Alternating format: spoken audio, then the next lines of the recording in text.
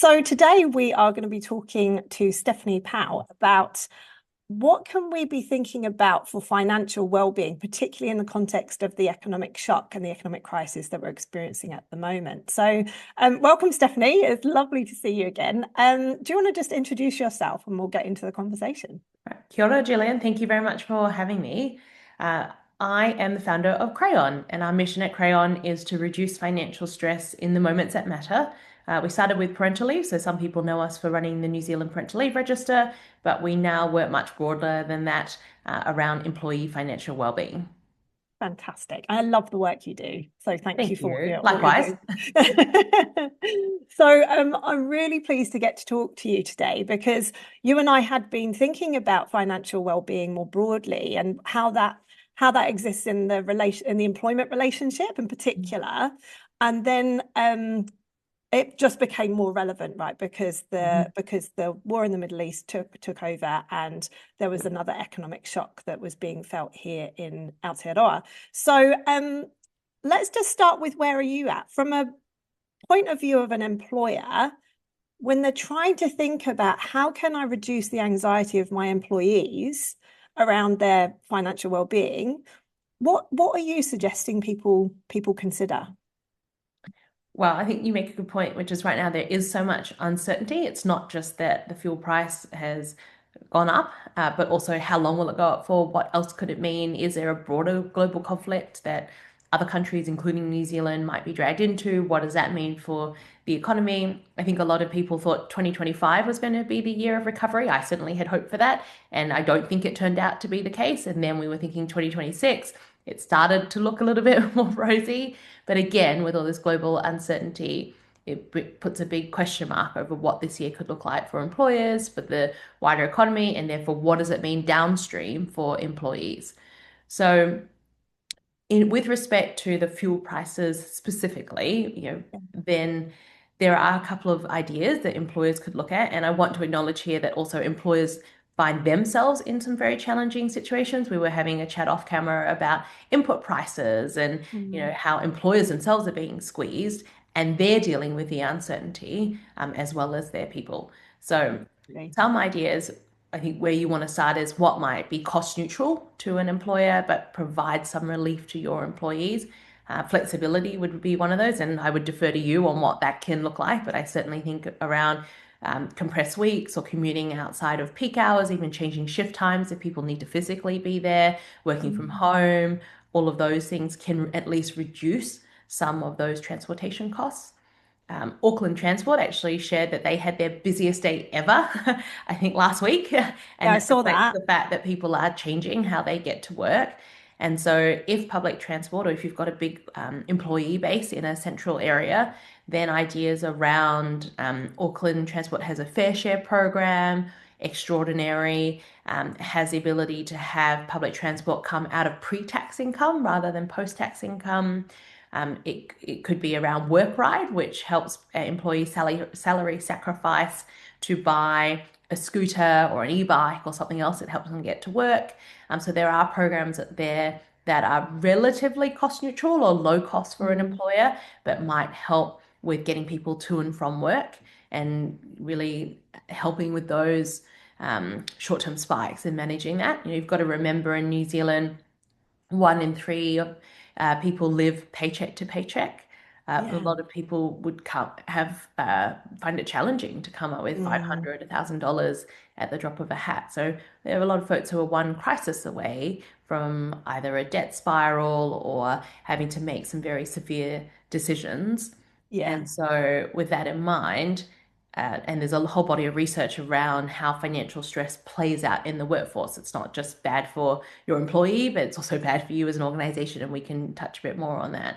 But the Yeah. more you can do to mitigate, and I think WorkRide, et cetera, shared that they've had more inquiries than ever in the last week or two. Yeah. Yeah. I'm not surprised. I'm not surprised to hear that at all. And I think you're right. And, in terms of those immediate fuel reduction pressures, that feels like the first kind of maybe the lead domino into kind of, as an employer, how can you provide some relief and some certainty in a really difficult context for your people, right? And you've got some really good ways of doing that. And to pick up on your point around flexibility, I I really want to the working from home thing, like you were saying, that's a really good option, but only for 1/3 of the population, the working population, right? And so what I'm really keen that we also talk about is how can we support those people, like you were saying, who need to be on site, or shift based in the work that they do, because during the pandemic, we remember that we used to call these people our frontline workers, or our, the essential Essential economy. workers, Yeah, yeah. the essential workers. Those people are still every day keeping everything going, right? And so coming up with creative, it's not even cost neutral. Sometimes these are actually ways to improve the productivity more broadly of your business. So, for example, there are some industries that have gone to compressed hours, and then they don't have their own fuel costs for that day a week either, right? So if you can shut down the operation and get 5 days worth of work done in 4 days for everybody, not only you're reducing their costs for commuting for 1 day a week, but you're also reducing the costs of your operation too, right? All those kind of fixed costs that you have just because you're operating that day, you're no longer having to bear those as well. So there can be some really good win-win situations here too. And that kind of goes to that point about employers are doing it tough. So how do we find those creative solutions? So in terms of secondary things, so we talked about the fuel costs. The secondary things is kind of the inflationary pressure that we're now going to be seeing through the economy, right? As fuel is an input to virtually everything else we consume and that we buy. And particularly when it comes to, we're going to feel it in food, and other consumables. So, what advice are you giving to employers around how they manage that inflationary pressure and how that's felt across their workforce? I was just looking at a chart of inflation versus wage growth over the last little while, and Yeah. it used to be that wage growth would outpace inflation, by maybe 1% or so. But over the last couple of years, there's almost a lag effect. Inflation's been so high, and wage growth that particular year hasn't been as high, and then it tries to catch up the year Yeah. after. But again, touching on the fact that it's been a very challenging economy, employers themselves haven't had that much to go around. Yes. So I think it's acknowledging that potentially there are not big salary or wage increases coming. And so how, as an employer, do you help your people make their dollar go further? Mm. Now, obviously, you can't magic up money, but financial well-being and financial literacy in New Zealand, it's well documented that we have relatively low financial literacy, or there certainly is room for improvement Right. on that scorecard. And when I talk, I've spent, especially the last year or so, talking to employers around financial well-being, Yeah. and I'm on as a generalization. New Zealand employers are still relatively early in that journey. Hmm. Most of them do not have a program of work around financial well-being. There are other parts of well-being that are perhaps better serviced already. So Yeah. mental well-being through EAP, or even physical well-being, and some of the challenges, fun challenges, I should say, or subsidies, etc., that employers offer around that. But financial well-being, if you think of all the different types, is Hmm. tends to be relatively underserviced from an employee perspective. And I Yeah. think it reflects some of the perhaps outdated thinking around people being able to leave their money problems at the door, or that it's part of someone's personal domain and not the employer's Yeah. responsibility, etc. But the reality is a financially stressed employee is a worse employee for you. Yes. And things such as a financially stressed employee is twice as likely to look for a new role. Uh, More to the point, they lose about 26 days of work productivity a year. And that's from Wow. things like being at work, but thinking about your money problems, or trying to solve your money problems on work time. Um, Taking more sick days because being financially stressed also impacts your physical health. Mm. Around actually being a grumpier colleague. There's evidence Yeah. overseas that people, which is no surprise, if you think about it, you're financially stressed. If you're stressed, you're just not your best self. but Yeah. also you're not probably getting enough sleep and other things cascade from there. And so there is a real impact on organizations. Although Mm, it's not a line on your P&L statement, it is a cost that you wear by not addressing it. And yeah. so, from what I see, relatively few employers do this well. Uh, Yeah. to be Yeah. frank, and again, perhaps it's a part of that evolving conversation around well-being. Traditionally, there just haven't been as many options as an employer to choose from or to provide to your people as well. Um, Yeah. and the most common that I see is a seminar.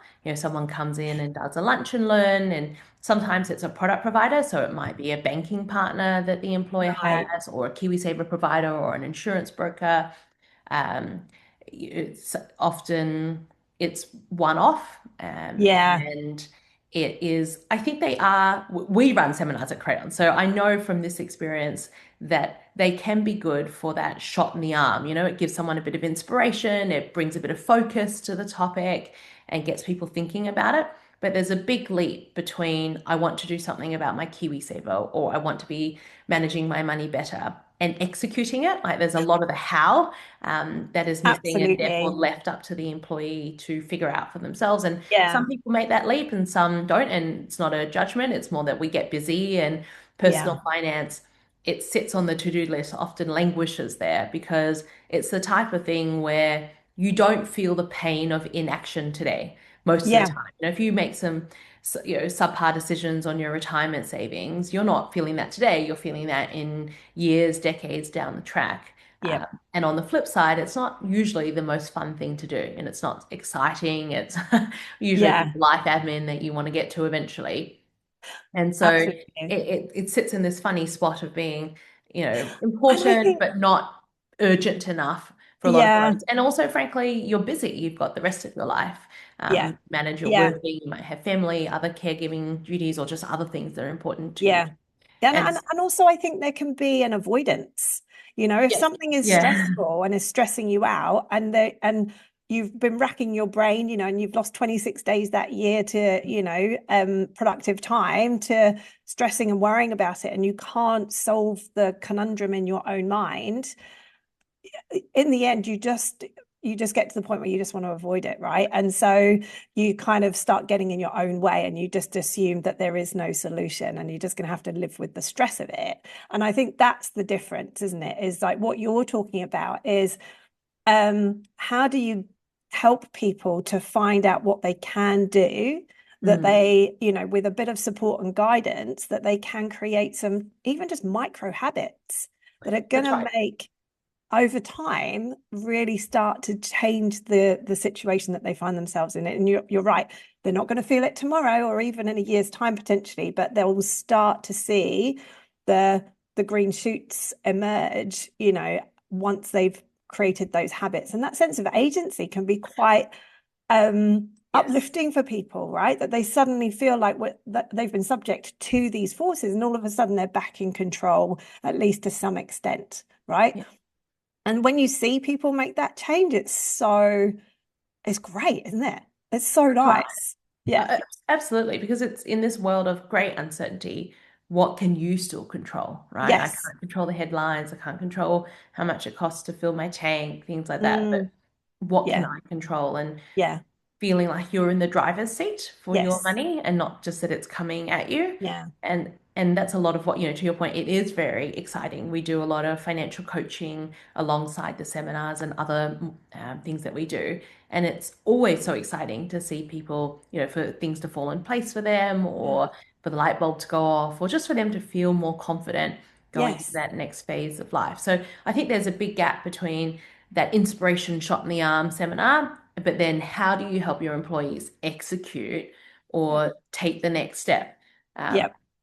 Yeah. on that? I think that's Absolutely. something that, as a market in New Zealand, we are still figuring out. Yeah. Yeah. Yeah. Exactly. And you do it so well, right? And so it would be great to see that more people access that tailored support that you can provide for them, because like you say, the shot in the arm is a bit of a, it's a sheep dip exercise, isn't it? Everyone gets the same messaging, but actually you can't tailor to a room full of people. That's not what you're delivering in the seminar, but the coaching offers that more tailored approach, doesn't it?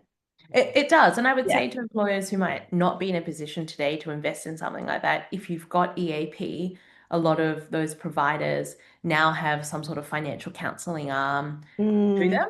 And yeah. so, again, I Making use of haven't it. used those services and I don't know what those are like. But I think if you're already paying for EAP Yes. and you've budgeted for that, then potentially just making employees aware that Yeah. your EAP is available and that there's a good use and that Yeah. if you want them to do that, that could be a great place to start. Before you invest in something more tailored, if that's Yes. not within your budget this year. Yeah. Yeah. Brilliant. Brilliant. And I think the last thing that I have been working, to try and get the message out to more of my HR community that that I'm part of is when it comes to pay rises, stepping back, what you mentioned before, inflation rates and kind of wage rate increases and how those two have not been, there's been a lag over the last few years with wages not keeping up with inflation, and we're likely to see that to some extent kind of unfold again, right? That we're kind of on a bit of a low base from a salary perspective, and that's when we just thought we might be catching up, but perhaps not. Like, we're going to have to put that on hold.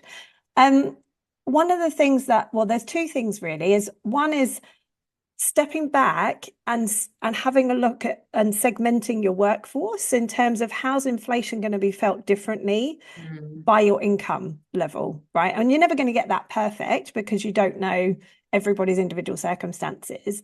But you and I were talking before we started recording, and we've talked before about Kiwi Bank chief economist. He was talking about, like Derek Kerr, he was talking about the moment the inflation rate that's felt by the lowest income households is about 4.5%. But for the highest income households, it's felt at 0.9%. And that's just such a stark difference of experience, isn't it, in terms of like how people are going to feel inflationary pressure, and everything in between those two kind of extremes, if you like, when the inflation rate itself just looks like a single number, or a single rate, I should say. And I think if we can kind of just be more nuanced in the way that we're kind of offering any pay rises, or if you can't afford to put any kind of pay rises into your budget long term, even just one-off payments for now, just to kind of disproportionately support those people who are in your workforce who are going to be feeling the pinch way more than others. That's a really important thing.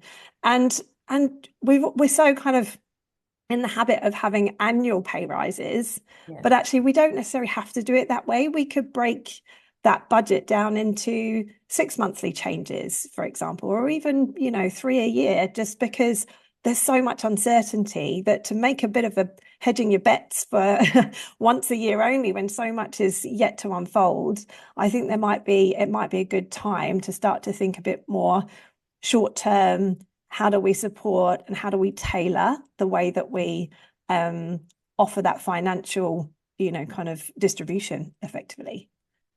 Yeah, and you make a good point. We were looking at transportation as a percentage of budget, and it's a lot larger proportion the lower income you are, right? That's a good example of Yes. how cost changes disproportionately impact certain parts of society or certain parts of the workforce.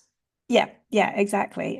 Like I think you said it was number 3, didn't you, on It's number 3 overall in terms of overall? where money goes. Yeah. Not probably no surprise, but housing and groceries Yeah. rank above that, but it's right up there. But It also, is right up there. Exactly. I think it was for every $100 a average New Zealand household spends, more than $14 goes towards transportation. Right. Yeah. Okay. Brilliant. Thank you, Stephanie. Is there anything else that you wanted us to talk about while we're I on the subject? I think one of the biggest challenges when I talk to employers about why they haven't invested significantly in the space of financial well-being is that it's such an invisible problem. Most people are Mm, not turning up to work and telling their manager or even their colleagues that they're under enormous financial stress, that yes. they might be, drowning in debt or, worried about being able to afford the grocery bill. And that's for a variety of reasons. I think money does carry a lot of shame for Mm, folks, but particularly in a workplace context, the sentiment I hear is, well, I don't want it to, sharing those concerns might diminish my professional reputation. How would someone feel about me as an accountant or a lawyer or any type of, worker yes. if I can't manage my money well, or I Yes. feel like I'm not doing a good job of it? Will they think I'm less competent in a work environment? And so Yeah. for, those reasons, people are largely silent. There was last week was our first debt awareness week in New Zealand. Oh, And so debt right. managers commissioned a survey, and they found that 60% of New Zealanders are currently struggling or have struggled with debt, but more than 80 something percent were ashamed of it, Oh, and wow. a good number just didn't tell anyone. And you can imagine in a work environment, you're even less Yeah. likely to Yeah. confide in your colleagues, etc. So there's this problem where people don't tell work that it's an issue, and it Yeah. shows up sometimes in second order impacts, things like people being unhappy with their remuneration. I think there are more people now saying, hey, what are you going to do about fuel? That's probably quite an Mm, extreme example. But most of the time, it's those second, third order effects rather than someone directly voicing their concern. And yes. so it makes it very difficult for an employer to justify an investment in financial well-being because you can't put a number on it, or you can't, it's Yeah. this invisible problem. So one of the things we're working on is how can we help employers see the problem? Is it work with us as an independent organization to help you gather that data and provide analysis so you know the shape of the problem. Get an answer, not just Yes. an average or a guess or a hunch, but get real data so that you can make an informed decision of, if you were to invest, what level of investment is required, what type of investment would be useful for your people. But right now, I think through no fault of their own, but HR and just leaders in general are shooting blind with Yeah. their. Yeah. Yeah. Absolutely. Absolutely. God, those statistics you shared around um the proportion of people experiencing debt and then that emotional Mm. heaviness, feeling ashamed is that it's got to be one of the heaviest emotions to carry around, right? So, yeah, having a way of inviting that conversation and making it feel as warm as you possibly can as an employer, um, it's in everybody's best interest, right? Yes, Yeah, absolutely. And yeah, even yeah, if you want an easy way to do that, if you didn't again want to work with a partner or anything like that, is I found, for example, we have a list of financial wellbeing topics that we cover.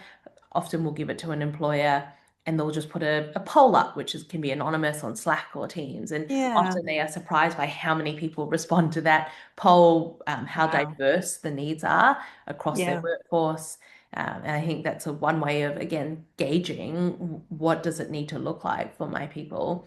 And you absolutely. might not be able to do everything this year, but it gives you a bit of a roadmap as to what could be helpful for your folks. Brilliant, brilliant. Thank you so much, Thank you Stephanie. very much, Gillian. You Oh, can it's see it's something brilliant. I care a lot Oh, about. I love it. I love this conversation. It's so important, and you're so articulate, and you're so ready to offer the right support for depending on what people need. If people want to get in touch with you, what's the best way for them to do that? Yeah, email. So Stephanie@gocrayon.com or our website, gocrayon.com, LinkedIn is another, way to do that. I would love to chat about what this could look like. Yeah, We've been in the financial wellbeing space for over maybe coming up 4 years now. And so yeah, tried lots of different things, worked with lots of different employees. It's been a very fulfilling experience yeah, for me personally. absolutely, absolutely. Brilliant. All right. Thanks so much, Stephanie. I'll speak to you Thank you, soon. Gillian. Ka kite.